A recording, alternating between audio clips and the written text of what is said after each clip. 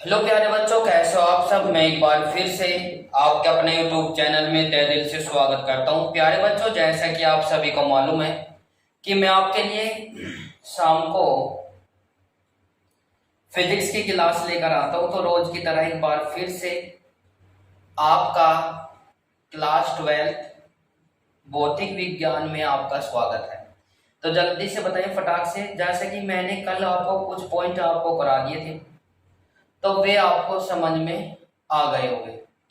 तो इसी के साथ नेक्स्ट पॉइंट पर चलते हैं। मैं एक बार रिमाइंड करा देता हूँ, जो बच्चे नए जुड़ पाए थे तो उनको बता देता हूँ कि कौन कौन से पॉइंट हो चुके थे, और मैं क्लास को नीचे इस क्लास के डिस्क्रिप्शन बॉक्स में लिंक डाल दूंगा। जिन बच्चों ने नहीं लिया है तो वो क्लास को ले लेना, ठीक है भाई। मैंने कल जो है गॉस की प्रमेय की उत्पत्ति कराई थी और गॉस की प्रमेय से कूलॉम के नियम की उत्पत्ति कराई थी, ठीक है। ये पॉइंट मैंने करा दिए थे। आज जो है अनंत लंबाई, ठीक है, अनंत लंबाई की एक समान आवेशित तार के कारण किसी बिंदु पर वैद्युत क्षेत्र की तीव्रता ज्ञात करनी है। तो मोस्ट इंपोर्टेंट पॉइंट है प्यारे बच्चों, 3-4 पॉइंट ये ऐसे है, इनमें से एक क्वेश्चन आपको 100%, 110% आपको परीक्षा में देखने को मिलेगा। तो जल्दी से फटाक से जुड़ जाइए और क्लास को कर दीजिए लाइव और शेयर। आज का पहला पॉइंट है अनंत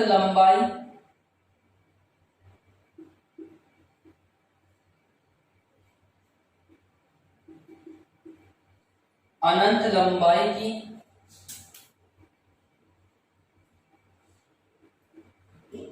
एक समान तार के कारण, एक समान तार के कारण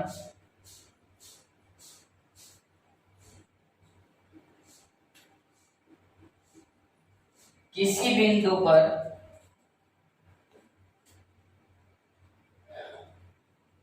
एक समान आवेशित लिखो, आवेशित तार,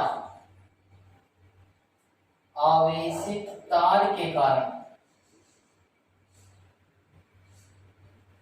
वैद्युत क्षेत्र की तीव्रता, वैद्युत क्षेत्र की तीव्रता। तो जल्दी से फटाक से जुड़ जाइए और क्लास को कर दीजिए लाइक और शेयर। तो प्यारे बच्चों, इसके लिए सबसे पहले हम क्या करेंगे, एक अनंत लंबाई का एक तार ले लेंगे, ठीक है भाई। ये अनंत लंबाई का एक क्या हो गया, तार हो गया, जिस पर क्या एक समान आवेश वितरित है। सुन लीजिए, क्योंकि डायग्राम है तो डेरिवेशन है और उसके बारे में जो थ्योरी है वो भी सी से लिखेंगे, कोई भी रटने की कोई आवश्यकता नहीं है। हमने कहा कि आर दूरी पर कोई बिंदु पी है जिस पर हमें वैद्युत क्षेत्र की तीव्रता ज्ञात करनी है, उसको वो मानते हुए हमने एक ऐसे रेखा कहते हैं और इसको एक ऐसा सिलेंड्रिकल शेप बना देते हैं। क्या कर लेते हैं, सिलेंड्रिकल शेप बना देते हैं, ठीक है भाई। तो प्यारे बच्चों, ये आपको पता होना चाहिए। एक बार फिर से देखें, ये y और y डैश का कोई तार है जिसकी लंबाई कितनी है, l है, जिसकी लंबाई क्या है, l है, ठीक है। r दूरी पर कोई बिंदु P है जिस पर हमें वैद्युत क्षेत्र की तीव्रता ज्ञात करनी है। इसका सूक्ष्म क्षेत्रफल अवयव d है और वैद्युत क्षेत्र की तीव्रता इस दिशा में, और इसका क्षेत्रफल सदिश भी कितना होगा, dA वेक्टर इसी दिशा में होगा। ए तो था इसके और ये हो जाएगा इसके पैरेलल लंबवत, ठीक है। एक दूसरा इसके क्षेत्रफल के अकॉर्डिंग, तो इसका हो जाएगा इधर को तो वैद्युत क्षेत्र की तीव्रता हो जाएगी और इसकी जो दिशा हो जाएगी dA वेक्टर की परपेंडिकुलर हो जाएगी। यस या नो, ठीक है भाई। यहाँ पे भी क्या निकाल लेंगे, P डैश ले लेंगे, या जो भी आप बिंदु लेना चाहो आप इससे ले सकते हो। जल्दी से बताइए फटाक से। कि आपको ये बात समझ आ गई है कि नहीं, ये भी आर दूरी है और ये भी इसकी आर दूरी है। यस या नो, एक बार चेक कर लेते हैं कि वॉइस और वीडियो क्लियरिटी आपको सही आ रही है कि नहीं। बिल्कुल। तो प्यारे बच्चों स्टार्ट करते हैं। अब देखिए इसके बारे में थ्योरी कैसे लिखेंगे, रटना नहीं है बिल्कुल भी। मैंने कहा कि आपको डायग्राम याद होना चाहिए। यदि डायग्राम है तो ये अनंत लंबाई का वाई वाई डैश एक वायर है जिस पर एक समान आवेश वितरित है। ठीक है, तार के कारण विद्युत क्षेत्र की तीव्रता ज्ञात करनी है। पहले सूक्ष्म अवयव लेकर चलेंगे तार से आर दूरी पर और तार से ऐसे ही ऊपर पृष्ठीय क्षेत्रफल पर भी लेकर चलेंगे। ठीक है, तो इसके बारे में लिखकर चलेंगे। कैसे लिखेंगे देखिए। बिल्कुल। तो प्यारे बच्चों देखिए, माना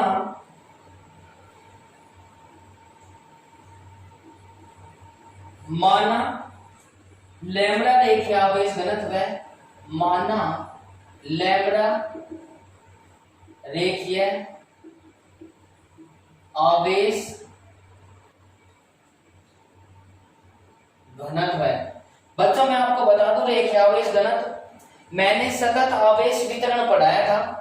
सतत आवेश वितरण जहां पर किसी भी सरफेस या किसी भी पृष्ठ पर जब आवेश एक समान से वितरित होता है उसे सतत आवेश वितरण कहते हैं। वह एक विमीय, द्विविमीय और त्रिविमीय क्रम से एक रेखीय आवेश और पृष्ठीय आवेश और आयतन आवेश वितरण भी कह सकते हैं। ठीक है ना। तो बच्चों उसी के अकॉर्डिंग मैंने पढ़ाया होगा लैम्बडा रेखीय आवेश घनत्व, तो उसके अकॉर्डिंग लेकर चलेंगे। माना लैम्बडा रेखीय आवेश घनत्व कितना हो जाएगा कि अनंत लंबाई के रेखीय आवेश घनत्व के अनंत लंबाई के तार क्या हो जाएगी, तार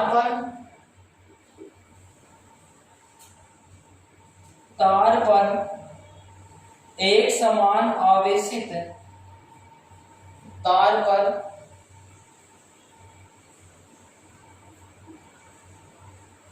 एक समान रूप से आवेश वितरित है। ठीक है भाई, तार पर एक समान रूप से वितरित है, कोई दिक्कत। तब आर दूरी पर तार से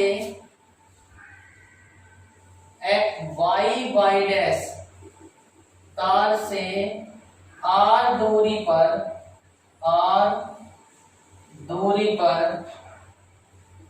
एक बिंदु P है।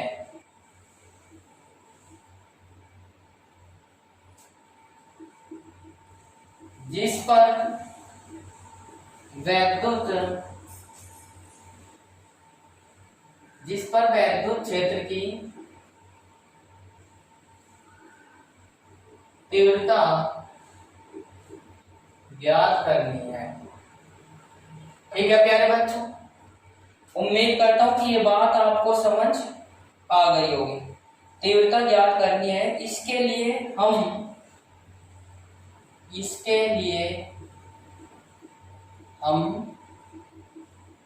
बिंदु P से जाने वाले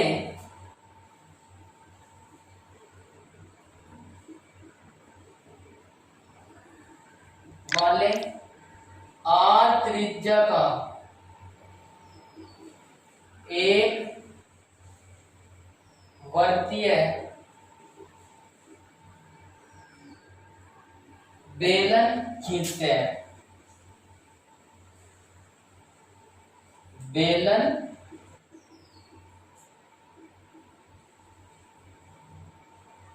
हैं। ठीक है भाई, ये बताइए कि आपको ये बात समझ आ गई कि नहीं। एक बेलन खींचते हैं या काल्पनिक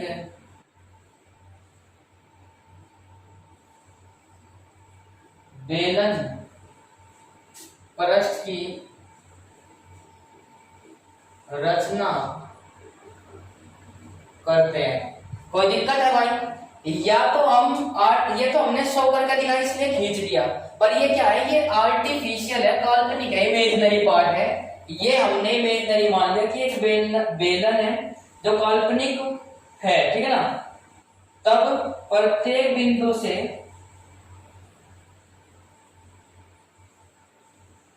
तब क्या हो जाएगा, जल्दी से बताइए फटाक से, इसी के अकॉर्डिंग लिखना है। देखिए जो चित्र लिखा हुआ है उससे बताइए जल्दी से कि क्या लिख सकते हैं हम। भाई आपको भी तो पता होना चाहिए, आपको भी तो हिंदी बना, इसकी थ्योरी आपको ही बनानी है, तो मैं सोचता हूं कि आपको भी लिखना चाहिए, ठीक है ना, आपको बताना चाहिए कि क्या होगा, ठीक है। तो देखिए तब बेलन के वक्र प्रस्थ का प्रत्येक बिंदु, बेलन का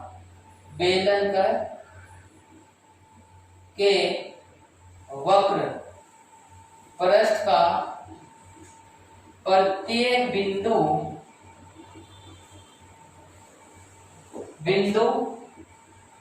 समान दूरी पर है। क्या है? समान दूरी पर है। इससे क्या हो जाएगा, कहीं भी जाकर देखे तार से समान दूरी पर है, और इसीलिए प्रत्येक बिंदु पर वैद्युत क्षेत्र का मान, इसीलिए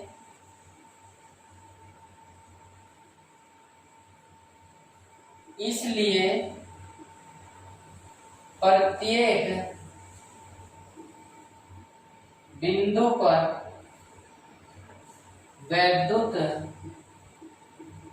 क्षेत्र का मान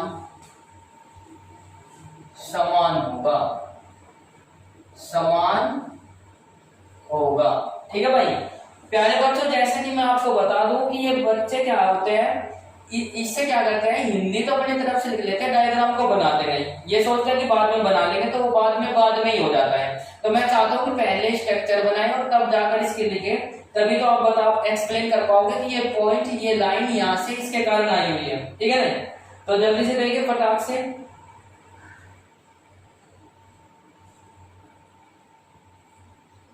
तथा दिशा बाहर की ओर होगी, ठीक है। अब तब वक्र प्रस्थ पर स्थित बिंदु P का वक्र प्रस्थ पर स्थित बिंदु P का क्षेत्रफल अवयव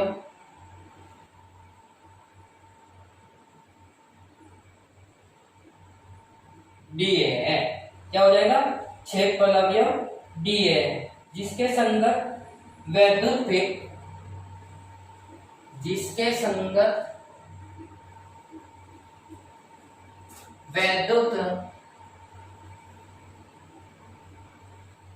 फ्लक्स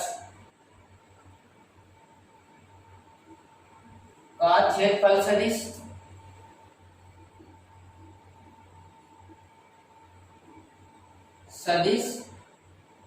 dA वेक्टर है।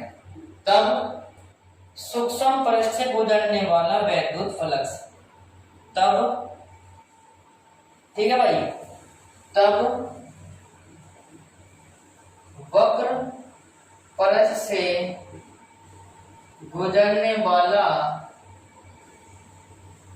वैद्युत फ्लक्स, ठीक है। अब एक बार फिर से सुनिए, मैंने कहा एक बार फिर से सुनिए, उम्मीद करता हूं कि आपको ये बात समझ आ गई होगी। जल्दी से बताएं कि वॉइस और वीडियो क्लियरिटी आपको सही आ रही है कि नहीं। यदि कोई बच्चों की शिकायत रहती है कि सर वीडियो सही नहीं आ रही है, तो मैं आपको बता दूं कि ये हमारी क्या है, डिस्प्ले है मोबाइल की, यहाँ पे 3 डॉट दिए होते हैं, ठीक है भाई। इस 3 डॉट पर क्लिक करिए, लास्ट में एवरेज क्वालिटी या कुछ ऐसा आएगा, तो उस पर क्लिक करना है। तो वहां से क्या आएगा, 144, 240 और 360 और 720। तो आप 360 में भी चलाओगे तो तब भी आपकी वीडियो दिखाई दे जाएगी। तो वहां से आप अपनी वीडियो क्वालिटी बढ़ा सकते हैं। एक बार फिर से सुनिए, काफी बच्चे हमारे साथ जुड़ चुके हैं। तो उसके लिए आप सभी का तहे दिल से स्वागत है आपका अपने चैनल पर। मैं क्या स्वागत करने वाला हूँ भाई, आपका अपना चैनल है तो एक बार फिर से मैं आप सभी का नाम नहीं ले पाता हूँ, तो किसी कारणवश कुछ बच्चे मतलब कि नहीं जुड़ पाते, तो हेमू मेहरा हमारे साथ जुड़ चुके हैं और अंकित तोमर और भाई प्राक्षी तोमर, सुमित कुमार, कुणाल पंडित जी और भाई काफी बच्चे और भी हमारे साथ जुड़ चुके हैं। तो मैं चाहता हूं कि सभी बच्चे इसी प्रकार से अपना मतलब क्लास लेते रहे। मैं आपके लिए क्लास लेकर आता रहूंगा पर्टिकुलर। कमेंट्स बस है ये है कि जो जो मैं आपको बोलता हूँ वो कमेंट्स करिए, बाकी अदरवाइज इधर उधर के कमेंट नहीं करने, बस पढ़ते रहना है, ठीक है ना। आपने और चैनल पर भी देखा होगा कि उन पर इधर उधर की बातें नहीं होती है, केवल पढ़ाई से रिलेटिव होती है, तभी आपको मन लगेगा, अच्छा पढ़ने में भी अच्छा लगेगा और टॉपिक भी समझ में आएगा। तो जल्दी से चलिए फटाक से एक बार फिर से, ठीक है, एक बार फिर से देखिए। एक अनंत लंबाई का एक बेलनाकार एक तार है जिसकी लंबाई जो है एल है, ये क्या है एल है, ठीक है, वाई वाई डैश, ठीक है, इसकी डायरेक्शन हो जाएगी। माना लैम्बडा रेखीय आवेश घनत्व के अनंत लंबाई के तार पर एक समान रूप से आवेश वितरित है, तब तार वाई वाई डैश से आर दूरी पर एक बिंदु P है जिस पर वैद्युत क्षेत्र की तीव्रता ज्ञात करनी है। इसके बिंदु P से जाने वाले आर त्रिज्या का एक वर्तियाकार बेलन का पृष्ठ का हम क्या करते हैं, काल्पनिक पृष्ठ को मान लेते हैं या खींचते हैं, ये बात है, कोई दिक्कत नहीं है। तब एक पृष्ठ का प्रत्येक बिंदु जो है तार से समान दूरी पर है, इसीलिए प्रत्येक बिंदु पर वैद्युत क्षेत्र का मान क्या होगा, समान होगा। भाई एक बात बताओ, जब तार ये आवेशित तार है, ठीक है नहीं, ये आवेशित तार है, यदि यहाँ पे पॉइंट देखेंगे तो यहाँ से भी डिस्टेंस, यहाँ से भी सेम है, तो इस पर जो वैद्युत क्षेत्र की तीव्रता होगी वो क्या होगी, या वैद्युत क्षेत्र का मान जो होगा वो समान होगा, इसीलिए इसे कहा गया है। तो वक्र पृष्ठ पर बिंदु P का क्षेत्रफल अवयव D है जिसके संगत क्षेत्र वैद्युत फ्लक्स का क्षेत्रफल सदिश क्या है, dA वेक्टर है, तब पृष्ठ से गुजरने वाला वैद्युत फ्लक्स। अब देखो ये सब चीज हमने क्या कहा, ये सब चीज बच्चों हमने कहा कि ये सब चीज इस डायग्राम से लिखी गई है। आपको ज्यादा कुछ नहीं करना है, मैं आपको ये नहीं बता रहा हूँ कि पेपर में किस तरीके से, पर मैं ये बता रहा हूँ कि पेपर में आप इस तरीके से भी लिखोगे तो मैं दावे के साथ कह सकता हूँ कि आपके मार्क्स अच्छे आएंगे, पूरे कंप्लीट आएंगे, नहीं कि काटे जाएंगे, ठीक है ना, काटे नहीं जाएंगे। बस आपको इस थ्योरी के साथ साथ डेरिवेशन का ध्यान रखना और थ्योरी भी लिखनी है। कुछ बच्चे क्या होते हैं, डेरिवेशन तो कर देते हैं, थ्योरी नहीं लिख पाते हैं, तो मैं चाहता हूं कि आप थ्योरी भी लिखे, रखना नहीं है, ठीक है भाई। अब देखिए वी नो दैट क्या जानते हो आप लोग, जल्दी से बताएं फटाक से। पृष्ठीय आवेश घनत्व तो क्या था भाई, डी फाई ई, सूक्ष्म पृष्ठ के लिए इतना था, E इंटू डी ए वेक्टर, तो कितना हो जाएगा भाई, डी फाई ई बराबर E vector into d A cos theta. Equation number first, ये बताइए कि आपको ये बात समझ आ गई कि नहीं। बिंदु P पर क्षेत्रफल अवयव और बिंदु P पर क्षेत्रफल अवयव और वैद्युत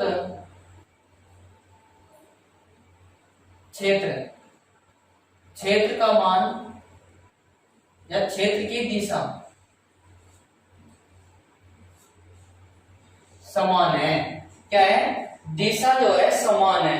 तो प्यारे बच्चों जैसे इसको लेकर चलेंगे तो cos थीटा का मान कितना आ जाएगा, या थीटा बराबर कितना आ जाएगा 0 डिग्री और cos थीटा बराबर कितना आ जाएगा 1। ठीक है बच्चों, जैसे इसको लेकर चलते हैं देखिए फटाक से, तो इसमें आ जाएगा डी फाई ई बराबर कितना आ जाएगा, e into d A cos 0 degree, और इससे क्या आ जाएगा फाइनली डी ए बराबर कितना आ जाएगा डी ए, क्योंकि ई इसका मान हो जाएगा 1। ये हमारी इक्वेशन आ जाएगी 2। ठीक है भाई, यहां तक का बताइए आपको ये पूरा क्लियर रूप से दिखाई दे रहा है कि नहीं? बिल्कुल। अब मैं इसका हिंदी वाला पोर्शन आपको रफ कर रहा हूँ, क्यों? क्योंकि मुझे स्पेस चाहिए भाई। अब उम्मीद करता हूँ कि आप इसका स्क्रीनशॉट भी ले सकते हो, वीडियो को पीछे करकर या पॉज कर आप इसका स्क्रीनशॉट भी ले सकते हो, क्योंकि आपको मेरे ख्याल से आपको इसके नोट्स बना लेने चाहिए, ठीक है नहीं? आपको ट्यूशन से भी अच्छा पढ़ाने की कोशिश करूंगा बस। अब देखिए फटाक से प्यारे बच्चों, ये नीचे की वैल्यू पहले नोट करनी है। अब देखिए यहाँ पे क्या हो जाएगा, संपूर्ण वक्र पृष्ठ से गुजरने वाला वैद्युत फलक, ये तो था सूक्ष्म पृष्ठ से, संपूर्ण वक्र पृष्ठ से गुजरने वाला वैद्युत फलक। क्लियर है भाई? संपूर्ण वक्र पृष्ठ से गुजरने वाला वैद्युत फलक। तो क्या करेंगे, देखिए आप फटाक से, डी फाई ई बराबर इंटीग्रेशन ई इंटू डी ए। यस। अब जैसे इसको लेकर चलते हैं फटाक से, देखिए बिल्कुल भी टेंशन लेने की कोई आवश्यकता नहीं है। तो इसका कितना हो जाएगा 1। मैं जो बच्चे नए अभी अब जुड़ पाए हैं तो वे घबराए नहीं बिल्कुल भी। डी जब हम डी ए के 1 का ए के सापेक्ष रेस्पेक्ट में करते हैं इंटीग्रेशन तो ये आता है। इसी प्रकार y का करते हैं 1 के रेस्पेक्ट में, 1 का इंटीग्रेशन y के रेस्पेक्ट में करते हैं तो y आता है, z के रेस्पेक्ट में करते हैं तो z आता है। तो फाई के रेस्पेक्ट में करेंगे तो कितना आ जाएगा बच्चों, संपूर्ण पृष्ठ का आ जाएगा फाई, ये हो जाएगा डी ए। Yes no. अब ये कैसी स्ट्रक्चर है, ये कैसी स्ट्रक्चर है, ये सिलेंड्रिकल। तो सिलेंड्रिकल वक्र पृष्ठ का क्षेत्रफल बताइए जल्दी से फटाक से, यदि आपने पढ़ा हुआ है तो बताइए जल्दी से। तो डी फाई ए बराबर कितना होता है, रेखीय समाकलन है तो इसका आ जाएगा 2 पाई आर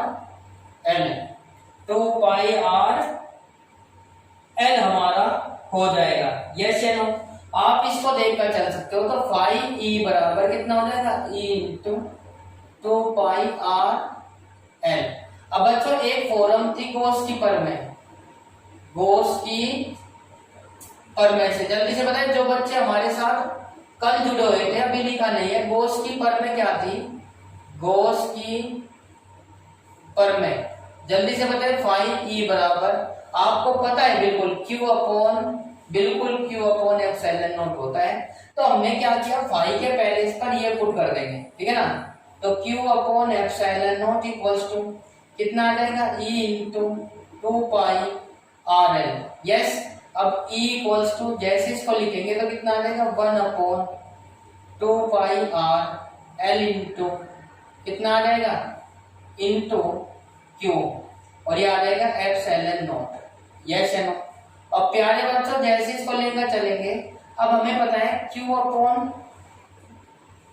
एल क्या हो जाएगा, क्यू अपॉन एल या क्षेत्रफल बराबर एक फॉर्मूला आपने पढ़ा हुआ बिल्कुल, ठीक है? बेलन के इस पृष्ठ से इसको लेकर चलेंगे, यहां से ले लीजिए आप बस।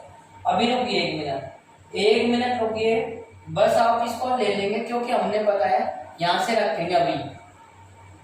अभी ये हो जाएगी समीकरण 3, ठीक है?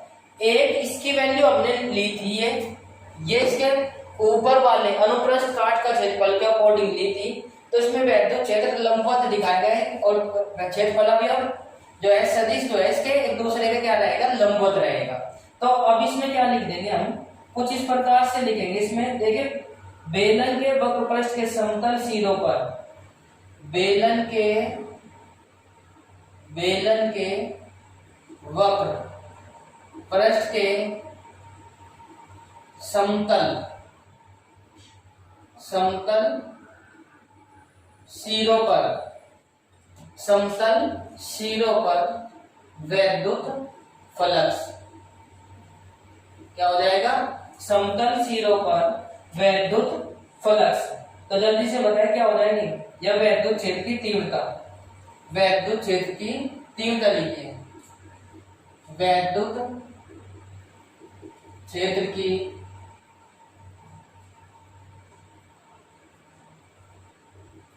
तीव्रता। जल्दी से बताएं फटाक से क्या हो जाएगी, देखिए बच्चों कैसे इसको लेकर चलते हैं।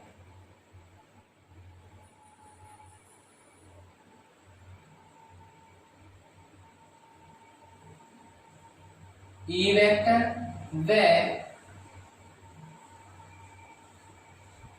व क्षेत्रफल अवयव सदिश डीए एक दूसरे के लंबवत है, तब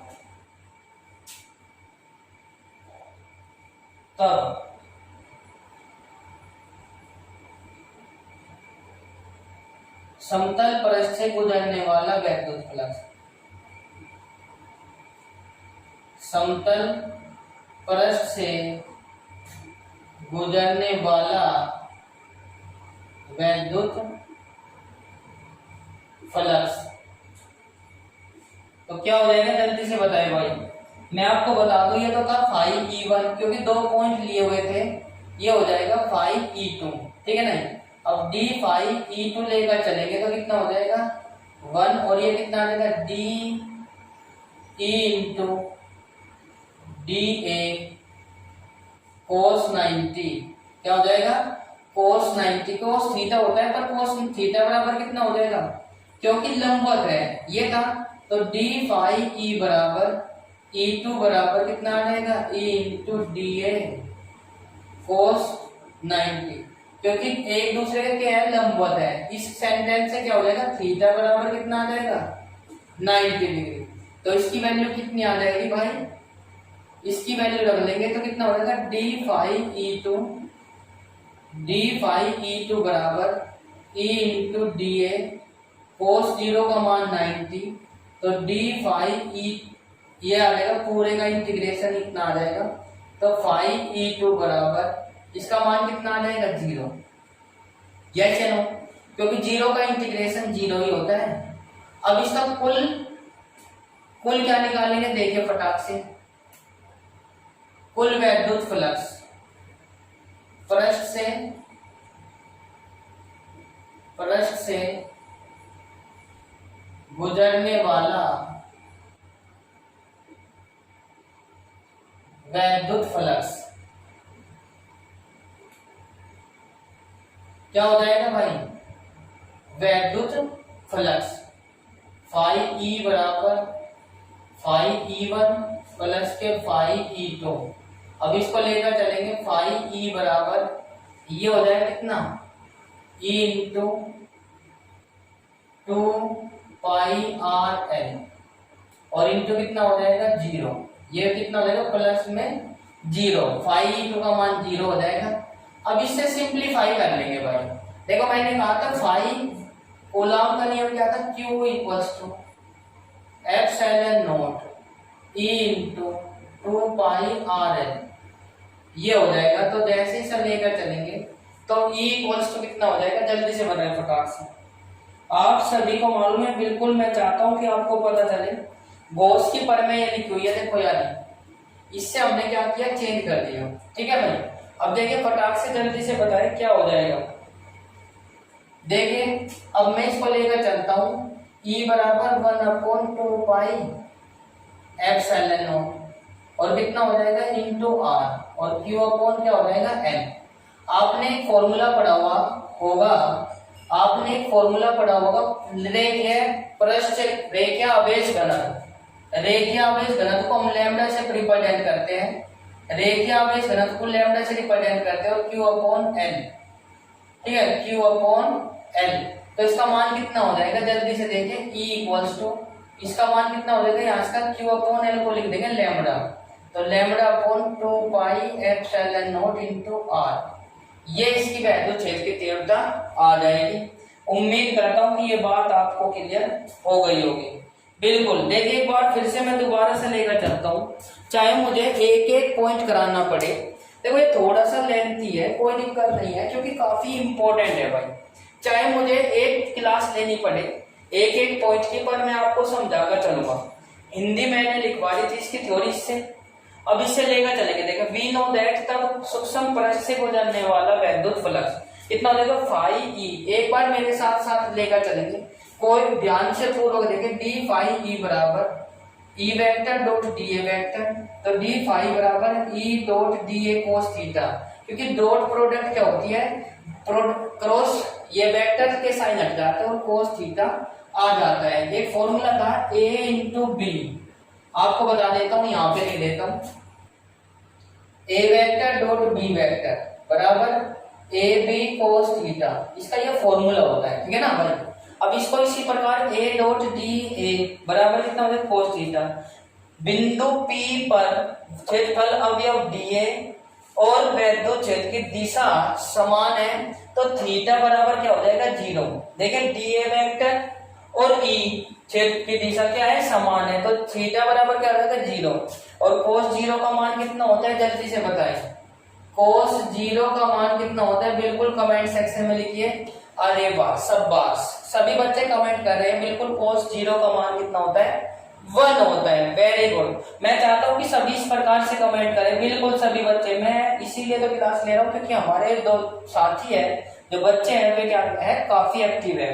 तो डी फाई ई बराबर ई इंटू डी ए कोस 0 बराबर 1 हो जाएगा, तो इसका फॉर्मूला आ जाएगा ये। अब यहाँ से क्वेश्चन नंबर 2, अब इसको क्या करते हैं, देखिए संपूर्ण पृष्ठ से गुजरने वाला वैद्युत फ्लक्स, संपूर्ण पृष्ठ से गुजरने वाला वैद्युत फ्लक्स, आप इसको यहां से लेकर चलेंगे यहां से, ठीक है ना। तो संपूर्ण पृष्ठ से गुजरने वाला क्या हो जाएगा, संपूर्ण पृष्ठ के लिए निकालना पड़ेगा, समाकलन करना पड़ेगा। अब दोनों तरफ का इंटीग्रेशन कर देंगे इसके हिसाब से। मैंने बताया था कि 1 के ई फाई ई के रेस्पेक्ट में करा होगा, 1 का इंटीग्रेशन कितना हो जाएगा फाई ई, और इसको क्या करेंगे ई बार ले लेंगे। डी ये कैसी आकृति है, ए और एरिया होता है, पृष्ठ क्षेत्रफल कितना हो जाएगा इसका 2 पाई आर एल हो जाएगा। और गॉस की पर में क्या थी फाई ई बराबर क्यू अपॉन एप्सिलॉन नॉट, कल पढ़ाया हुआ है कि नहीं। गॉस की पर में क्या थी, यस या नो कमेंट सेक्शन में लिखे। गॉस की पर में क्या थी फाई ई बराबर क्यू अपॉन एप्सिलॉन नॉट। बिल्कुल काफी बच्चे हमारे साथ जुड़े हुए हैं, तो मैं आपका एक बार फिर से आपके अपने YouTube चैनल में स्वागत करता हूं। यदि आपको क्लास अच्छी लगे तो क्लास को लाइक और शेयर जरूर कर दें। काफी बच्चे क्या करते हैं बाद में बोलते हैं कि शेयर बाद में कर देंगे, कोई दिक्कत नहीं है, शेयर बाद में कर देना, पर लाइक तो दिखा दीजिए, थंब इंप्रेशन। बिल्कुल कुछ बच्चों ने देखो अभी अभी आपने दिखाया है, ठीक है ना। तो बच्चों मैं चाहता हूं कि आप साथ के साथ लाइक और शेयर कर दें ताकि और बच्चे भी हमारे साथ जुड़ सके और अपने साथ के आसपास के सभी बच्चों को जोड़ने की कोशिश करें।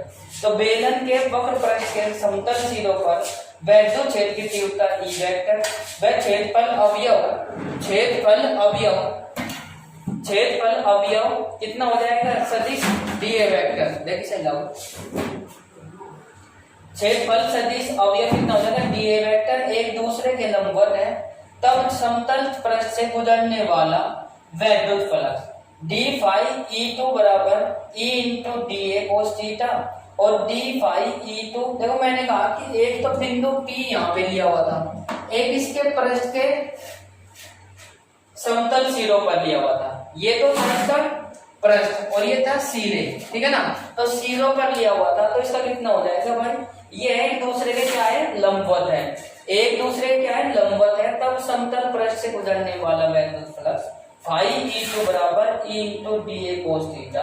तो फाई ई टू बराबर ई इंटू डी ए कोस 90, और कोस 90 का मान होता है, कमेंट सेक्शन में बताएं क्या होता है जल्दी से। बिल्कुल काफी बच्चों के कमेंट आ रहे हैं, कोस 90 का मान कितना होता है, बिल्कुल सभी बच्चे कमेंट करें 0 होता है, बिल्कुल। तो इसी के साथ डी फाई ई टू बराबर ई इंटू डी ए 0 हो जाएगा, और 0 की मल्टीप्लाई किसी में करेंगे तो कितना आ जाएगा 0। अब ये संपूर्ण समतल सिरों के बीच, तो संपूर्ण के लिए क्या करेंगे फाई ई टू बराबर कितना आ जाएगा E2 और इसका मान होगा 0, तो इसकी वैल्यू इसमें लेकर चलेंगे, तब पृष्ठ से गुजरने वाला कुल वैद्युत फ्लक्स कितना हो जाएगा, कुल वैद्युत फ्लक्स, ठीक है भाई।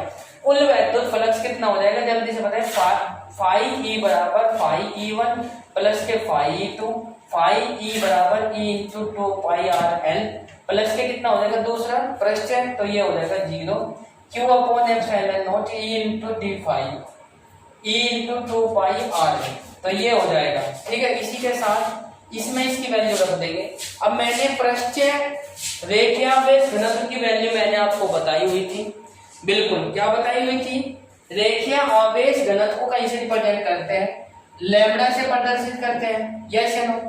तो और बच्चों जैसे इसको लेकर चलते हैं, Q अपॉन L एक साथ लिख दिया, तो लैम्बडा बराबर Q अपॉन L।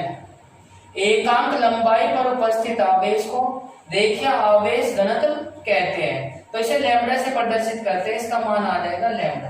तो ये हमारा आ जाएगा किसी अनंत लंबाई के एक समान आवेशित तार के कारण वैद्युत क्षेत्र की तीव्रता क्या आ जाएगी। यदि आपसे पूछा जाए तो E equals to lambda upon 2 pi epsilon naught into R आ जाएगी। एक बार फिर से क्या पूछा जाएगा आपसे, क्वेश्चन में न्यूमेरिकल में लेकर चलेंगे। देखिए यदि आपसे ऐसा पूछा जा सकता है तो इसका नोटेशन भी आपसे पूछा जा सकता है, क्या, वेयर E बराबर वैद्युत क्षेत्र की तीव्रता है, क्या है भाई, तीव्रता है, लैम्बडा रेखीय आवेश घनत्व है। प्यारे बच्चों जैसा कि आप सभी को मालूम है कि ये जो है ना पॉइंट, ये आपके न्यूमेरिकल में आएंगे, इसीलिए मैं लिखवा रहा हूं। पाई क्या है, निश्चित वैल्यू है, एप्सिलॉन नॉट। जल्दी से बताएं फटाक से क्या है, बिल्कुल मैंने आपको बताया हुआ है पहले चैप्टर से। एप्सिलॉन नॉट क्या है, बिल्कुल इसकी वैल्यू भी निश्चित होती है, निर्वात की वैद्युतशीलता है, निर्वात की वैद्युतशीलता है, ठीक है भाई। और एप्सिलॉन नॉट का मान होता है 8.85 × 10⁻⁻12। क्लियर है कि नहीं। और R क्या है, पृष्ठ की त्रिज्या है, बेलनाकार पृष्ठ की त्रिज्या है। तो मैंने सब चीज वैल्यू लिख दी है। अब उसमें से यदि आपको E की वैल्यू कहेगा E की, लैम्बडा की वैल्यू कहेगा लैम्बडा की, और R की वैल्यू कहेगा तो R की वैल्यू आप निकाल सकते हो। क्लियर है। उम्मीद करता हूं कि आपको ये पॉइंट यदि समझ में नहीं आया तो एक बार क्लास को दोबारा से स्टॉप करने के बाद फिर से लीजिए और इसकी अपने नोट्स बना लीजिए ताकि आपको समझ में आ जाए, ठीक है। तो प्यारे बच्चों यदि कोई दिक्कत है तो कमेंट सेक्शन में लिखे, यदि आपको समझ में आ गए तो थंब का इंप्रेशन दिखा दे, बिल्कुल। और बच्चों आज की क्लास में इतने रखेंगे क्योंकि काफी लेंथी हो जाता है। कल मैंने क्लास बनाई थी जो 1 घंटे की बनाई थी, तो उसमें क्या हुआ, कुछ बच्चे मैंने देखा कि बाद में क्या होता है, चले जाते हैं। तो मैं चाहता हूँ कि थोड़ा सा मैं हिंदी सही पर आप हमारे साथ बने रहा करें, ठीक है ना। बने रहोगे तभी तो आप सीख पाओगे। यदि आप बीच में से स्किप करके चले जाओगे तो मेरा मानना यह है कि आप टॉपिक को भी पूरा फॉरगेट कर देंगे। तो प्यारे बच्चों आज की क्लास में इतना ही। यदि आपको क्लास अच्छी लगी है तो क्लास को क्या करें, क्लास को लाइक, शेयर और चैनल को सब्सक्राइब करना ना भूलें और बेल आइकन अवश्य प्रेस करें ताकि आपको समय पर नोटिफिकेशन मिलता रहे। तो क्लास कैसी लगी कमेंट सेक्शन में जरूर बताएं। वैसे तो सभी बच्चों का सपोर्ट हमें मिल रहा है, सभी साथियों का। तो आप सभी से अनुरोध है कि समय पर अपने 8 बजे आ जाया करें, ठीक है। तो आज की क्लास में इतना ही रखेंगे। कल को जो चलाकर चलेंगे अनंत है चालक प्लेट के कारण वैद्युत क्षेत्र की तीव्रता लेकर चलेंगे, तो वो कल को मैं बताने वाला हूँ। सभी बच्चे जुड़ जाया करें। यदि किसी कारणवश किसी की क्लास छूट भी जाती है तो आपको घबराने की कोई आवश्यकता नहीं है। आपकी सभी क्लास आपके चैनल पर प्लेलिस्ट पर सेव मिलेगी। फिजिक्स क्लास 12वीं, ठीक है ना, भौतिक विज्ञान कक्षा 12 के लिए। तो ये मैंने लिखा हुआ है प्लेलिस्ट के, आप खोल सकते हो। वहां से 13-14 क्लास है। आज 14 नंबर की क्लास है हमारी। 13 क्लास हम पहले दे चुके हैं, तो 13 क्लासों में काफी अच्छा रेस्पॉन्स रहा है। मैं चाहता हूँ कि सभी बच्चे जुड़ जाया करें। तो बच्चों आज क्लास में इतना ही। Thank you so much. हंसते रहिए, मुस्कुराते रहिए और हमारे साथ पढ़ते रहिए। जब पढ़ेगा इंडिया तभी तो आगे बढ़ेगा इंडिया। जय हिंद, जय Bharat, tata, bye bye, see you, good night.